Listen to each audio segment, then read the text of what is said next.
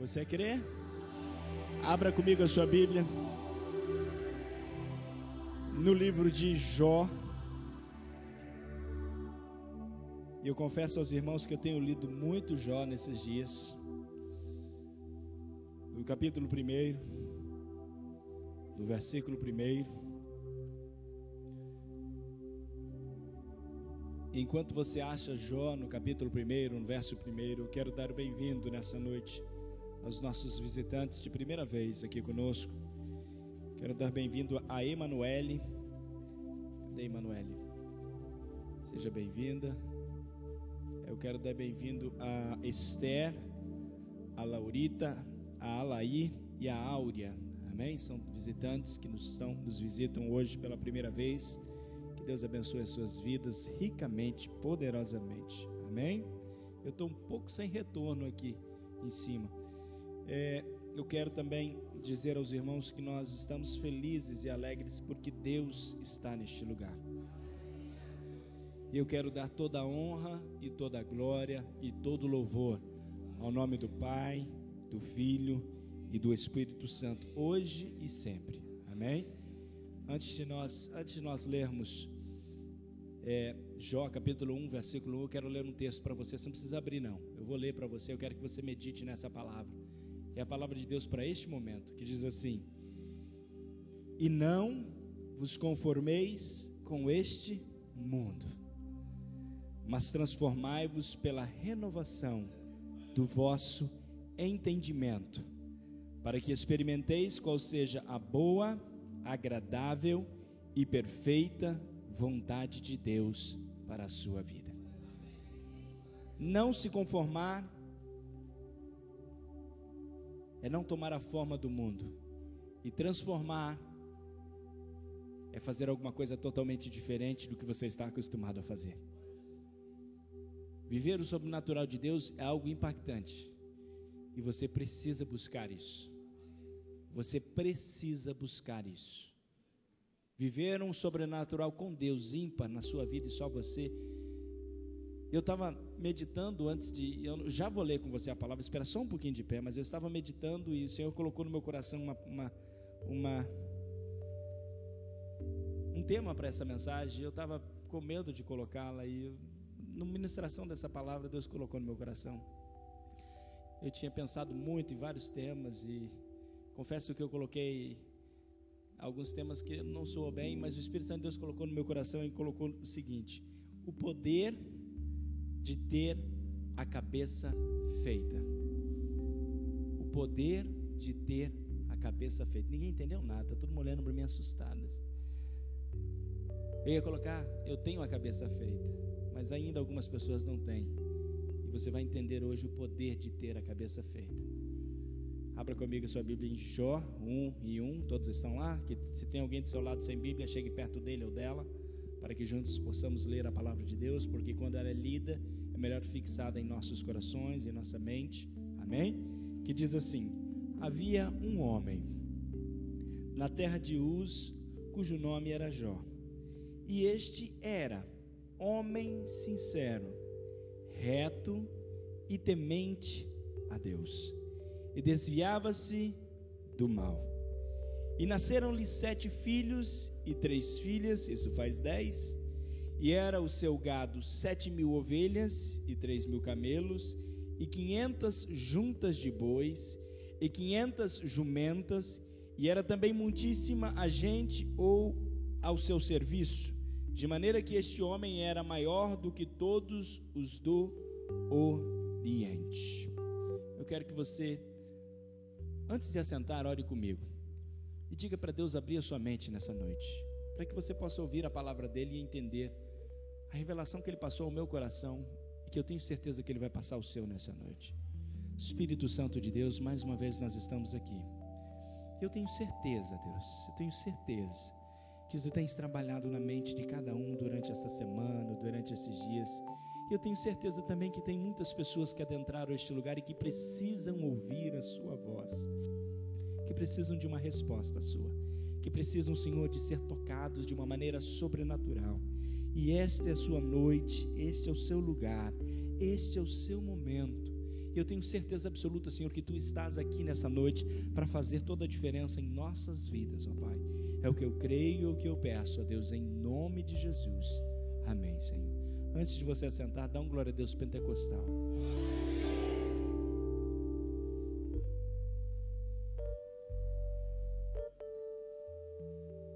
A história de Jó, ela é ímpar e vamos dizer assim,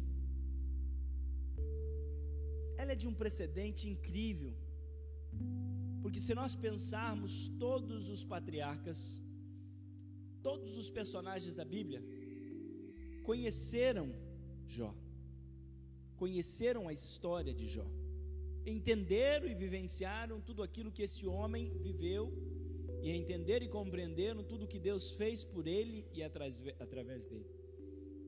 E é muito gostoso meditar na vida de Jó no final dela, não é verdade? Quando Deus devolve tudo dobrado, quando Deus dá de volta tudo aquilo que ele tinha 2 vezes mais, quando Deus restaura a sua casa, a sua família. É ótimo pensar nessa parte e pregar sobre essa parte, mas é importantíssimo nós, como cristãos, como crentes em Cristo Jesus, entender que esse homem, que a Bíblia menciona ser um dos mais ricos da sua época, entender que esse homem, que a Bíblia menciona ser um dos mais importantes a seu tempo, de certa forma e de certa maneira, fez algumas escolhas, e essas escolhas acarretaram ou trouxeram consequências para a sua vida toda. E quando eu paro para falar sobre isso, e quando eu paro para meditar sobre isso, eu começo a entender algumas coisas que o próprio Jesus vai afirmar lá na frente. Quando se esqueceu, ou talvez alguém se esqueceu que um dia Jesus veio na terra e disse assim: olha, tem 2 caminhos, tem 2 portas, a escolha é toda sua. Mateus, no capítulo 7, no versículo 13 ao 14, ele põe isso claramente, ele diz: olha, você pode escolher entrar por uma ou por outra. E ele deixa muito claro que muitos entrarão pela larga, pelo caminho espaçoso, e poucos irão pelo caminho estreito, porque o estreito sempre é mais difícil de passar, sempre é mais difícil de escolher. E na minha concepção, no meu coração, eu tenho certeza absoluta que Jó teve que fazer essas escolhas, e ele fez essas escolhas. E aí você diz para mim assim: pastor, eu não acredito não, a Bíblia não diz isso. Você tem que aprender a ler entre as linhas da Bíblia. Quando a Bíblia começa a dizer, existia um homem, e a Bíblia diz as características desse homem, e a Bíblia fala que ele era um homem sincero, um homem reto, um homem temente a Deus. A Bíblia cita, e desviava-se do mal também, uma característica. A Bíblia cita isso antes que os seus filhos nasçam, antes de ele ter qualquer filho, antes talvez até de ele ter qualquer possessão, de ter qualquer posse na sua vida. E é imprescindível que você entenda nessa noite que nós, como seres humanos, eu e você, como crentes ou como não crentes, talvez que estejam aqui nessa noite, precisamos entender que tem 2 coisas que vão determinar a nossa vida, tem 2 coisas que vão determinar o nosso futuro. A primeira coisa que vai determinar a sua vida, a primeira coisa que vai determinar o seu futuro, são as decisões que você toma. Vira para a pessoa que está do seu lado e diga assim: ó, o que você decide vai determinar quem você é. E é interessante você pensar sobre isso, porque o que você decide hoje, muitas vezes não te afeta hoje, mas te afeta amanhã. E a segunda coisa que vai determinar quem você vai se tornar amanhã é a sua capacidade de responder a Deus. Porque é imprescindível você entender uma coisa. Primeiro, Deus busca a todos, não interessa se você segue Ele ou não, Ele está te buscando. Não interessa se você se voltou para Cristo ou para Deus, Ele está atrás de você e Ele quer você. E como você responde a este chamado, e como você responde a esta voz do Senhor, é que determina quem você é. Sabe o que eu acho interessante de Deus? É que Deus não nos força a ir a lugar nenhum. Já viu isso? Já percebeu isso? Deus não força você. Deus não diz para você que você tem que vir na igreja todo domingo. Deus não disse para você que você tem que vir nos cultos. Deus não disse para você que você tem que se ajoelhar e orar para Ele. Deus não disse para você que você tem que jejuar. Disse, mas Ele te força a fazer isso? Qual foi a última vez que Deus pegou lá de cima, com o dedo dele, pôs na sua cabeça e falou assim: se ajoelhe aí agora? Eu nunca vi ninguém dar um testemunho: olha, eu senti a mão de Deus fortemente me pegar, me pôr de joelho e dizer: ora para mim aí agora. Deus não faz isso. Sabe por quê? Porque Deus deixa para você fazer estas escolhas. Deus deixa para você fazer essas escolhas. E eu queria que você gravasse uma coisa que eu vou te dizer agora. Eu e você temos tudo, toda a oportunidade do mundo, todo o poder de fazer as nossas escolhas. Mas deixa eu te dizer uma coisa: as escolhas que você fizer, as escolhas que você faz, elas também vão ter o poder de moldar quem você é. E isso é imprescindível você entender. Isso é imprescindível. Por quê? Pastor, explica isso melhor. Vou te explicar. Você pode ter uma arma na mão, você pode ter o seu inimigo na frente, mas quem escolhe atirar no seu inimigo e matá-lo é você. Mas depois que você fez essa escolha, para o resto da vida, você nunca vai deixar de ser um assassino. Pastor, mas Deus me perdoa. Perdoa. A justiça te condona, eu pago meu tempo. Paga e cumpre. Mas nunca vai deixar de ter na sua história que você matou alguém. Eu fui longe. Eu vou perto agora. As escolhas que você faz hoje na sua vida vão determinar quem você é amanhã. E essas escolhas são tão simples como se eu vou adorar a Deus, se eu vou orar a Deus, se eu vou buscar a Deus, se eu vou ouvir a voz de Deus, se eu vou obedecer o que eu ouvi. Porque ouvir é uma coisa, obedecer é outra coisa totalmente diferente. E a Bíblia é tão inteligente, é tão interessante para nós. E essa igreja é uma igreja de jovens, não é uma igreja de jovens? Tem alguém aqui com 99 anos? Se tivesse, eu já vou te considerar já maduro. Mas isso aqui até é cheio de jovens. Para baixo de 99, todo mundo é jovem. E olha o que a Bíblia diz sobre isso. A Bíblia diz em Eclesiastes, no capítulo 12, no versículo 1, olha o que a Bíblia diz: lembra-te do teu Criador no dia da tua mocidade. Para quê? Antes que venha os maus dias e chegue os anos dos quais eu venha dizer: não tenho nele contentamento. Interessante que tem bastante adolescente aqui.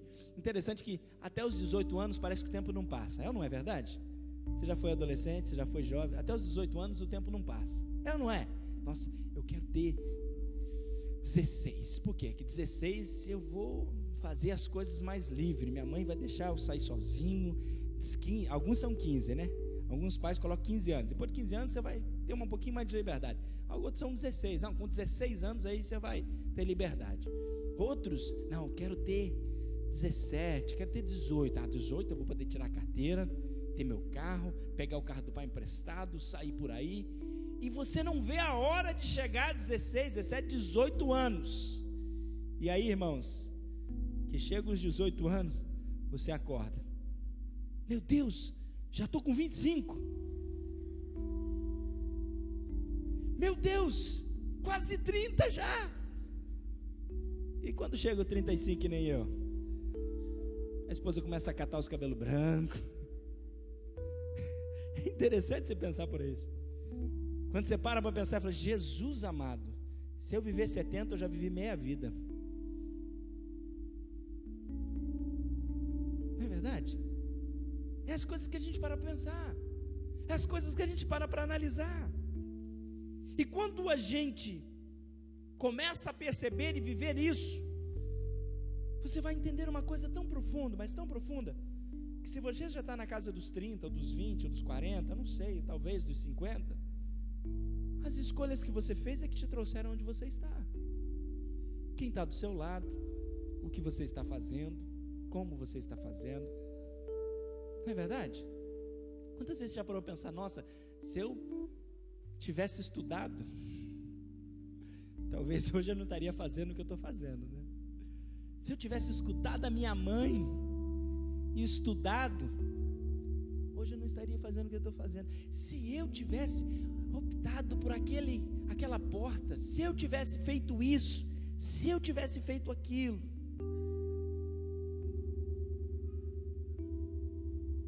Sabe por que eu estou falando isso? Estou falando para jovens, jovens e meio jovens, jovens adultos, jovens casados, jovens com filhos. Estou falando para você. Sabe por quê? Porque as escolhas que você faz hoje vão refletir muito no amanhã. E quando a gente para pensar sobre isso, e você diz para mim assim: pastor, por que é que você está pregando isso? Porque eu queria que você percebesse algumas coisas. Sabe por que você vem todo domingo na igreja? Sabe por que você vem todo domingo na igreja? Talvez você não entendeu, mas todo domingo Deus fala com você alguma coisa. Todo domingo Deus toca você. Eu tenho pregado aqui domingo após domingo nos últimos 8 anos, e eu vejo pessoas chorarem, eu vejo pessoas serem tocadas, eu vejo pessoas serem impactadas. E eu queria que você entendesse uma coisa: o foco da igreja não é aqui. Eu queria que você abrisse a sua visão. Sabe por quê? Porque o holofote dos céus não está sobre o pastor Uziel. O holofote dos céus está sobre a sua reação à palavra que Deus me dá. E Deus está olhando lá de cima e olhando assim: será que eu estou vendo alguém fazer a cabeça dele ou dela, e ela dizer: não, eu vou mudar, eu vou fazer diferente. Não, Senhor, eu me arrependo do que eu fiz hoje, e a partir de hoje eu quero mudar a minha história. Eu vou tomar uma decisão de fazer a diferença, e essa diferença vai ser total na minha vida. Eu creio. Deixa eu te dizer, o que é importante no culto não é a música, apesar dela ser muito importante, mas não é o que faz toda a diferença, não é a música. O que é importante na igreja não é o pregador ou a mensagem que ele prega, não. Isso não faz tanta diferença nos céus e não faz tanta diferença amanhã. Sabe por quê? Porque amanhã você esquece o que eu preguei, daqui 6 meses você esquece o que eu preguei. Mas se em algum momento você tomou a decisão de mudar a sua vida, de mudar a sua história, Deus põe o holofote em você e diz: eu vou contar com essa palavra que você está me dando aí hoje.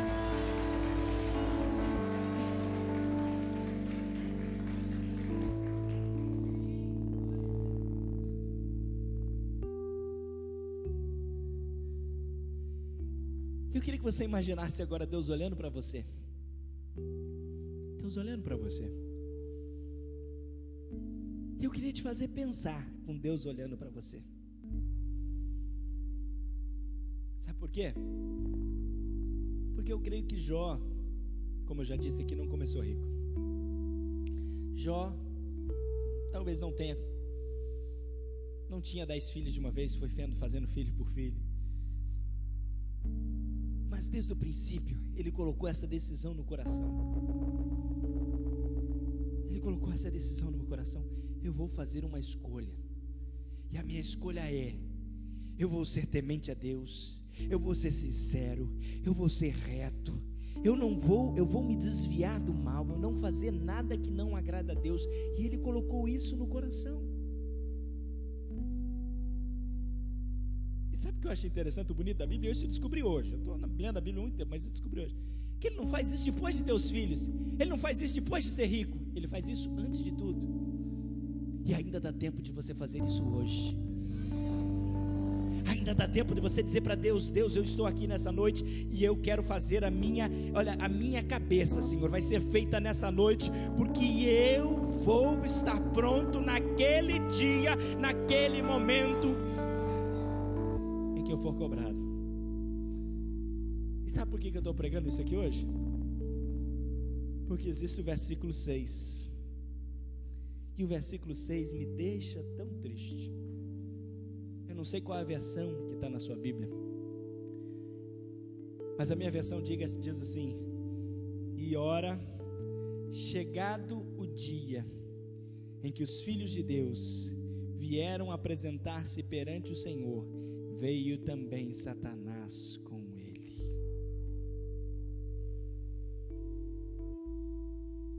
Deixa eu te perguntar uma coisa. Talvez você esteja vivendo esse dia. Talvez o dia em que as tentações e o problema e o deserto chegaram para você. Talvez este hora é chegado o dia, chegou para você, ou talvez ainda não chegou, mas deixa eu te dizer, sempre vai chegar esse dia para você. Sempre vai chegar um dia em que as respostas que você deu para Deus vão ser testadas. Sei que vai chegar um momento em que aquela promessa, aquele convencimento, você diz: Deus, olha, eu quero ser servo seu, eu quero ser fiel, eu quero estar na sua presença. Você que tinha problema lá fora, quem sabe um dia no mundo, em que tinha problema com mulheres, que tinha problema com bebida, que tinha problema com tantas coisas, vai chegar um dia que você faz um acordo com Deus, você diz que Deus está certo, mas aí de repente, chega aquele dia. E sabe o que é incrível? É que muitas vezes, quando chega esse dia para nós, chega o dia em que o diabo quer testar, chega o dia em que as coisas não funcionam mais, e talvez você seja jovem, você esteja aqui nessa noite e diga: pastor, isso aí não é comigo, pastor. Talvez a sua maior preocupação hoje seja: qual foto que eu vou postar no Facebook? Será que eu vou para a igreja hoje de salto alto, salto baixo? Adolescente pensa nisso. Qual é a roupa que será que eu vou de jeans ou de calça social? Será que a Mariquinha vai estar lá? Em muitas vezes, em muitos momentos é o que passa na mente dessas pessoas.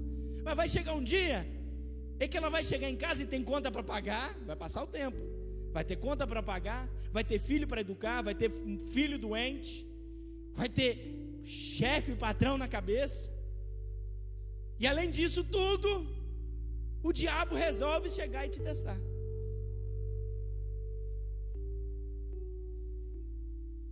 Pastor, o que é que você está pregando hoje?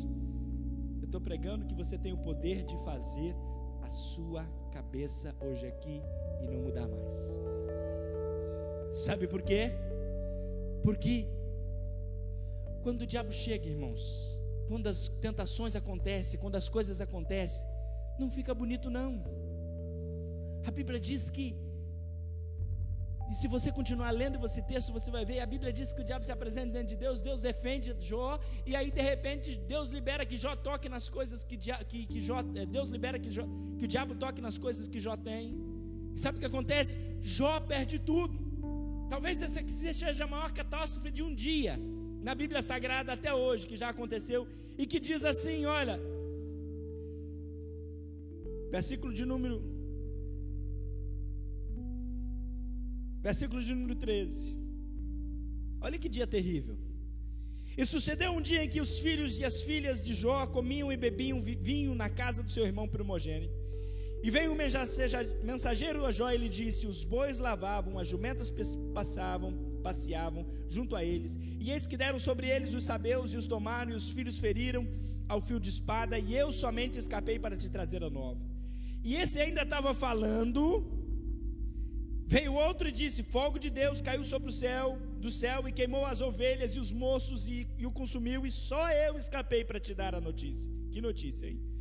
17, estando ainda ele falando, veio outro e disse, ordenando os caldeus, 3 bandos deram sobre os camelos e os tomaram, e os moços feriram a fio de espadas, e só eu escapei para te dar a nova. Estando ainda este falando, veio outro e disse, olha, estando seus filhos e suas filhas comendo e bebendo vinho em casa dos seus irmãos primogênitos, eis que um grande vento veio sobre eles da além do deserto, e deu nos 4 cantos da casa, e qual caiu sobre os jovens e morreram, e só eu escapei para te trazer a nova. Vamos falar de tragédia? Não dá nem para começar, não é verdade? Por quê? Porque parece ser uma tragédia ambulante. Jó, cadê o monte de gado que você tinha ontem? Cadê o monte de ovelha que você tinha ontem? Cadê seus filhos, seus 10 filhos? Cadê? E o mais incrível é que a esposa dele, e as pessoas tomam isso de maneira errada, as pessoas crucificam a mulher dele. Vai você perder 10 filhos, vai você perder tudo que tem, vai você perder todas as suas posses, e ver seu marido se ajoelhar e adorar a Deus.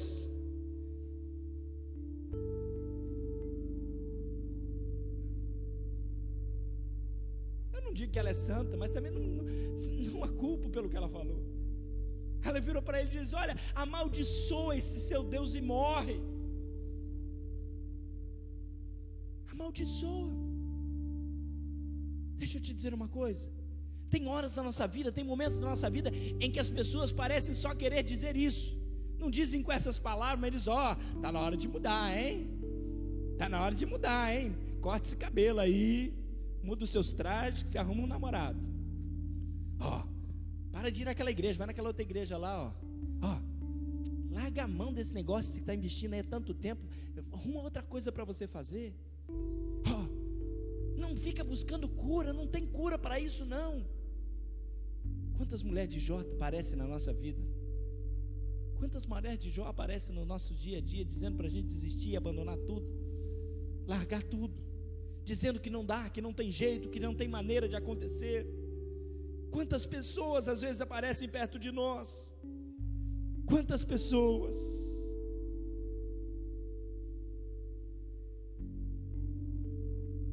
E eu parece que vejo no coração de Jó, naquele momento, e quando você lê Jó, eu não vou ler todos os textos, mas você começa a interpretar isso, e ele começa a dizer, olha, eu já tomei uma decisão lá atrás. Quando você lê Jó, começa a interpretar isso, eu já tomei uma decisão lá atrás, eu já estou com a cabeça feita. Não adianta você, meu amigo, vir me dizer que eu pequei, porque eu sei que eu não pequei. Não adianta você querer dizer que eu estou errado, porque eu sei que eu não estou errado. Não adianta você querer dizer qualquer coisa, porque eu não fiz o que você pensa que eu fiz. Mas uma coisa sei, e isso que eu acho mais bonito na vida dele, ele diz assim, eu sei que o meu Redentor vive, e que por fim se levantará sobre a terra.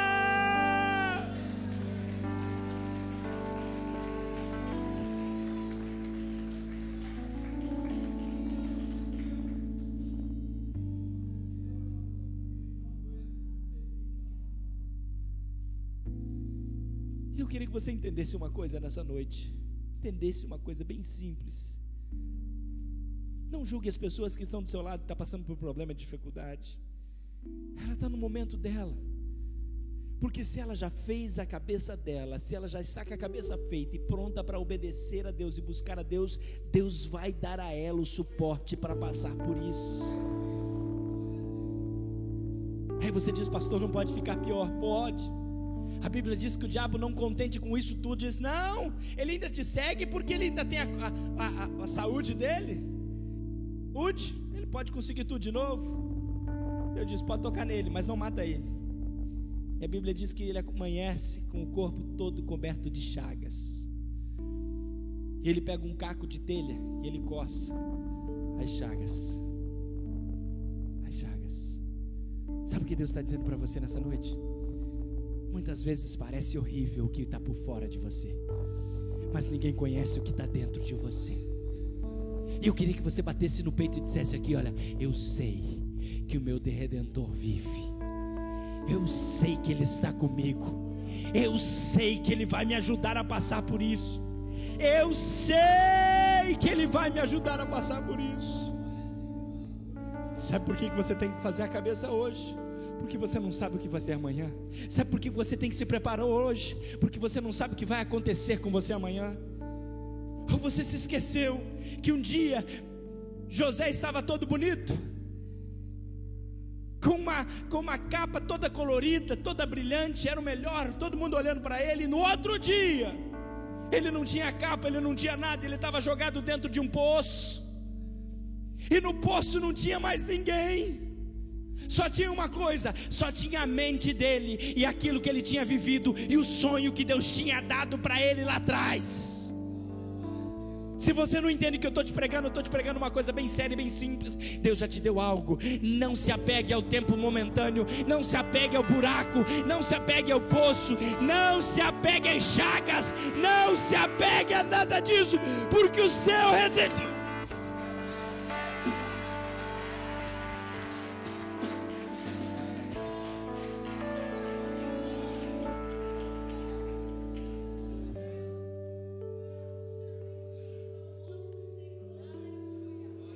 seu Redentor vive.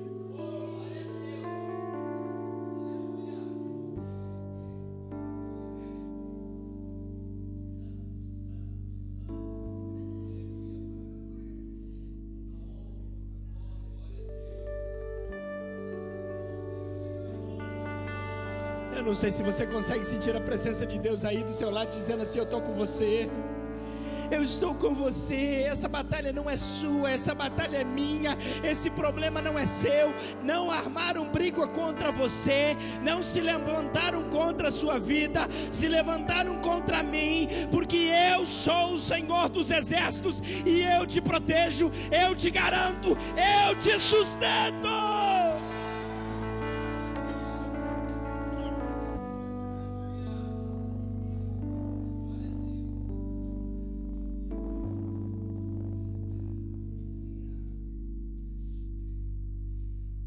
Quantas vezes eu fiquei pensando, do Espírito Santo de Deus colocou no meu coração uma coisa, eu fiquei pensando, quantas vezes no deserto tentaram matar Moisés? Quantas vezes no deserto Moisés podia ter desistido, mas a cabeça dele foi feita lá atrás. E o grande segredo está aqui, irmãos.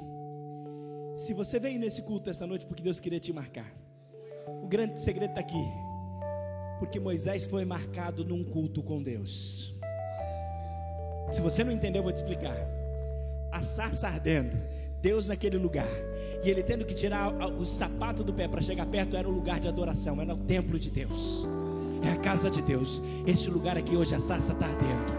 Esse lugar aqui você tem que se despojar das coisas que são suas. Esse lugar aqui você tem que levantar o seu olho e dizer: Deus, eu sei que tu estás falando comigo, e a vitória é minha, porque eu creio que tua mão está sobre mim.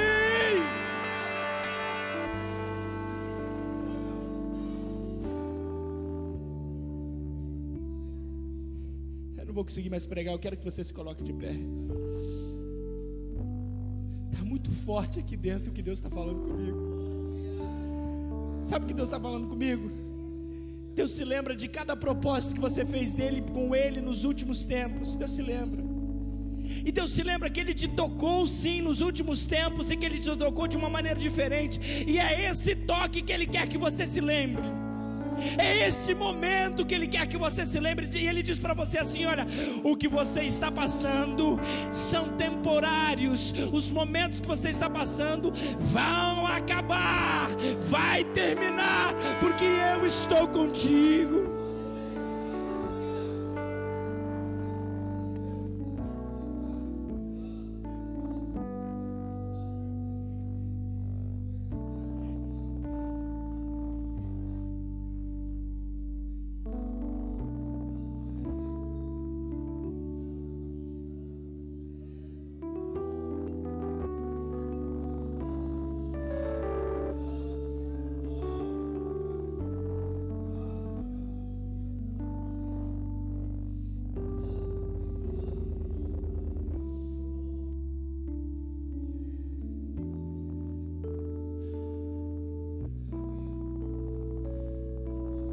Talvez você diga assim para mim: pastor,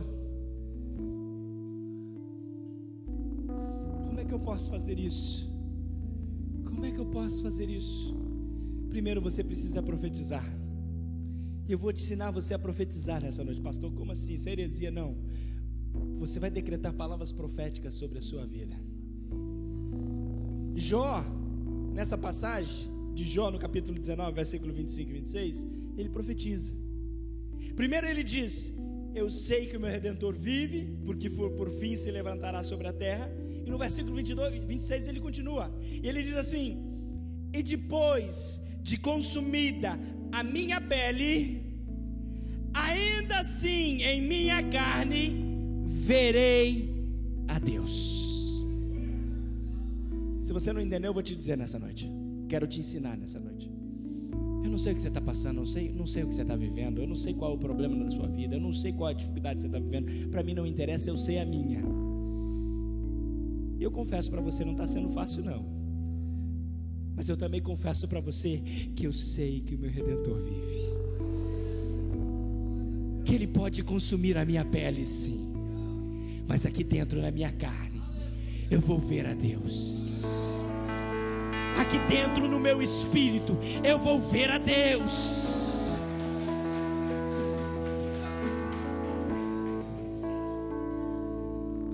E ele continua profetizando. Ele diz assim: vê-lo-ei por mim mesmo. Não é você que vai ver ele por mim, é eu que vou ver a Deus. Não é meu amigo que vai ver Deus por mim, é eu que vou ver a Deus. Vê-lo-ei por mim mesmo, e os meus olhos e não outros, os meus olhos o verão. E por isso o meu coração se consome dentro de mim.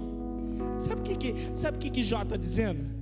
Está dizendo assim: olha, eu tenho certeza que eu vou ver Deus, eu vou ver essa glória de Deus, eu vou ver a mão dele trabalhando na minha vida. E é por isso que nesse momento tem uma fornalha ardendo dentro de mim, algo está queimando aqui dentro, o meu coração me consome. Por quê? Porque a minha ansiedade de ver esse Deus que está próximo de mim. Eu queria que você fechasse os seus olhos, eu queria que você falasse com Deus agora. Eu não sei qual é o seu problema. Eu já te disse isso uma vez, quero te dizer de novo. Eu não posso fazer nada por você, mas aqueles olhos que têm chama de fogo estão sobre a sua vida agora, e eles podem contemplar a sua dor, e eles podem contemplar o seu problema, e eles podem contemplar a sua dificuldade. E é este olho que pertence a um Deus que é maior do que tudo, que nesta noite vai trazer sobre a sua vida paz, vai trazer sobre a sua vida alegria, vai trazer sobre você levanta sua voz e começa a adorar a Deus. Começa a adorar a Deus. E começa a adorar a Deus. Adora a Deus, adora a Deus, adora a Deus. Xaranamanabás.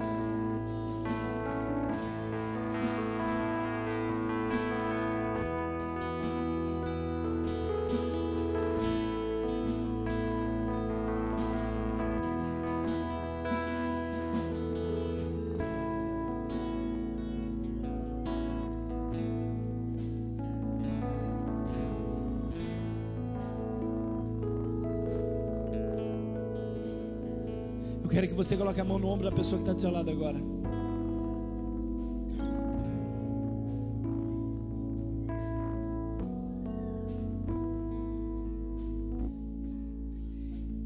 Diga para ela assim, com toda a convicção do mundo, diga para ela assim: Deus está fazendo a sua cabeça, e você não vai voltar atrás, nunca. Os propósitos que Ele colocar dentro de você vão se cumprir, vão se cumprir, vão se cumprir. Profetiza para ela agora, fala alguma palavra de bênção sobre a vida dela. Profetiza, profetiza, diga para ela: Deus é fiel.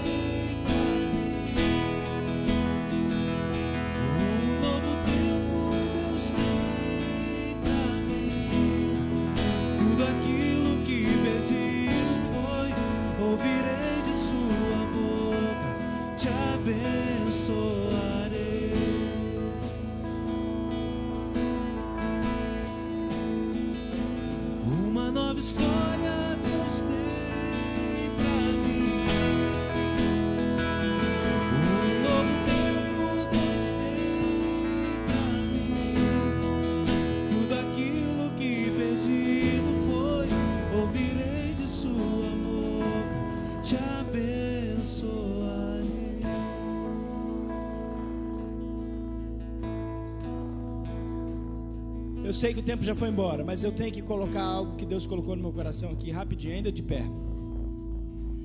Não adianta correr de Deus. Não adianta você correr de Deus. Eu tinha 7 anos de idade. 7 anos, eu me lembro até hoje, quando eu fui batizado com o Espírito Santo.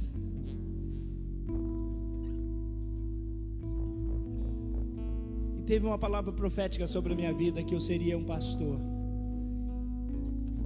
que Deus daria para mim a palavra de conhecimento. Eu me lembro dessa palavra até hoje, de que eu seria um grande pastor.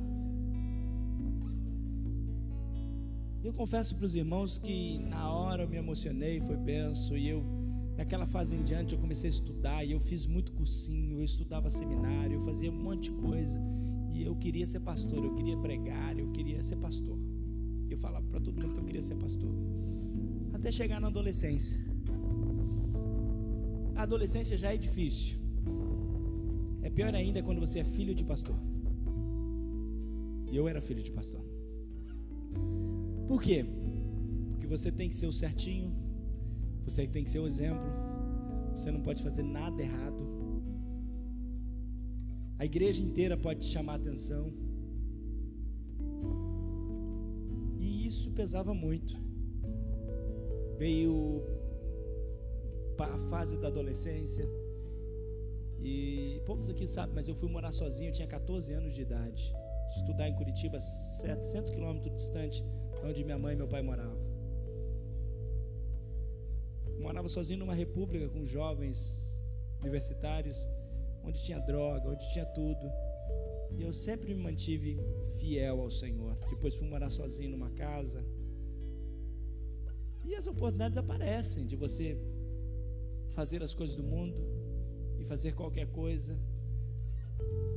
Mas os propósitos que eu tinha feito com Deus lá atrás pesavam muito mais. E eu nunca consegui me envolver com drogas, eu estou dizendo não consegui, porque a oferta foi muito grande. Eu era, quem estuda em escola, aqui eu não sei se é tão forte, eu era líder de grêmio na escola. E eu era o filho do pastor que dava exemplo. Eu era o que eu abria a reunião de grêmio orando, e o pessoal ficava doido com isso. E eu nunca saí da igreja.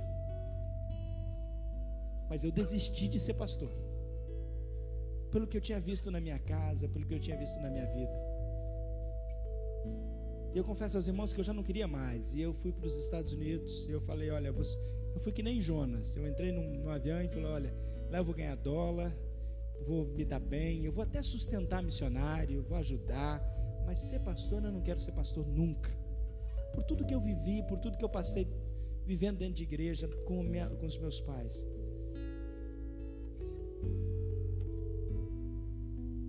Mas os propósitos que você faz com Deus são feitos com Deus, não são feitos com homens. E é por isso que eu te digo que o holofote não está no pastor, o holofote está em você nessa noite. No propósito que você está fazendo com Deus, no propósito que você fez com Deus.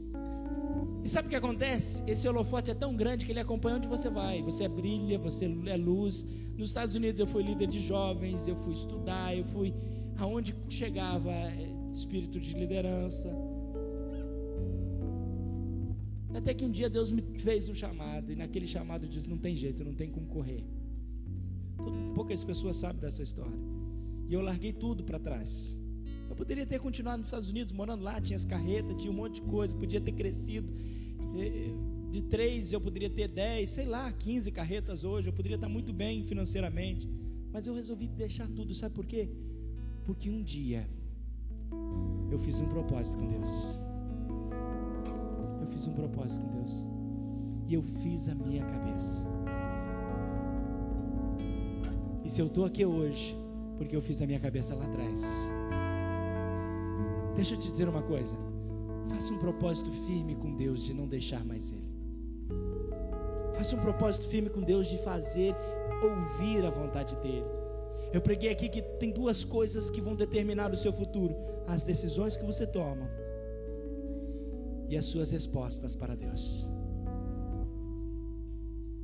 E eu queria que nesse momento você curvasse a sua cabeça. E se existe alguém aqui nesta noite que ainda não entregou o seu coração para Jesus, que não aceitou Ele como o único e suficiente Salvador da sua vida, esta é a oportunidade de você tomar essa grande decisão, de dizer para Ele: Tu és o Senhor da minha vida, não é mais ninguém. Não é mudar de religião, é mudar de atitude. É dizer para Deus que você só quer Ele na sua vida. Você tem alguém aqui nessa noite que quer aceitar Jesus como seu Salvador? Aonde você estiver, eu quero que você levante a sua mão bem alto. Há alguém que quer aceitá-lo como o único e suficiente Salvador da sua vida? Há alguém? Levanta a sua mão bem alto para que eu possa ver. Se não há, amém. Se não há, amém. Eu não vou chamar ninguém para frente, mas eu queria que você, ainda de cabeça baixa, você fizesse um propósito com Deus nessa noite. Fizesse um propósito de ter a sua mente em Cristo, de a sua mente, o seu coração pertencer a Cristo e nada tirar você deste caminho. Deixa eu te dizer, esse propósito é tão grande que o holofote do céu está sobre a sua vida agora.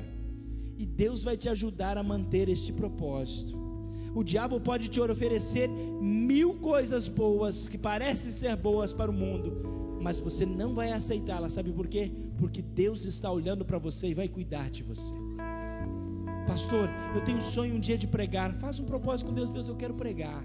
Pastor, eu tenho um sonho de cantar. Faz um propósito com Deus. Pastor, eu quero cantar. Pastor, eu não quero fazer nada disso, eu quero simplesmente servir a Deus. Amém. Propósito com Deus de servi-lo nessa noite. Faz esse propósito. Nós vamos orar nesse momento. Eu quero orar para que Deus confirme esse propósito. E Deus está escrevendo os seus propósitos lá em cima agora, e eu tenho certeza absoluta que vai cumprir um a um desses propósitos. E eu quero que você ore comigo. Senhor nosso Deus, nosso Pai que está no céu, nesta noite eu quero apresentar-te diante de Ti a igreja do avivamento que está neste lugar. Esses irmãos que têm colocado diante de Ti um propósito de fazer a sua vontade, de fazer o seu querer e de viver para Ti, Senhor. Tu és Senhor na vida de cada um, e eu sei que os holofotes dos céus estão apontados para cada um neste momento, para, Senhor, observar esses propósitos. Senhor, ajuda-os a cumprir, seja, Senhor, na hora boa, seja na alegria, seja na riqueza, mas também seja na hora da dificuldade, no momento da cova, no momento, Senhor, do deserto, no momento do poço, no momento que eles estiverem passando por atitudes ou atritos ou dificuldades que eles não sabem entender, que o Senhor possa lembrá-los dos seus propósitos, que o Senhor possa lembrá-los, ó Pai, que Tu és maior do que tudo e que Tu és Senhor absoluto de todas as coisas. É o que nós queremos e é o que nós pedimos, ó Deus, em nome de Jesus. Vira para as pessoas que estão do lado e diga assim: olha, ninguém faz a tua cabeça, a não ser você mesmo. Em nome de Jesus, pode assentar dando glórias ao Senhor.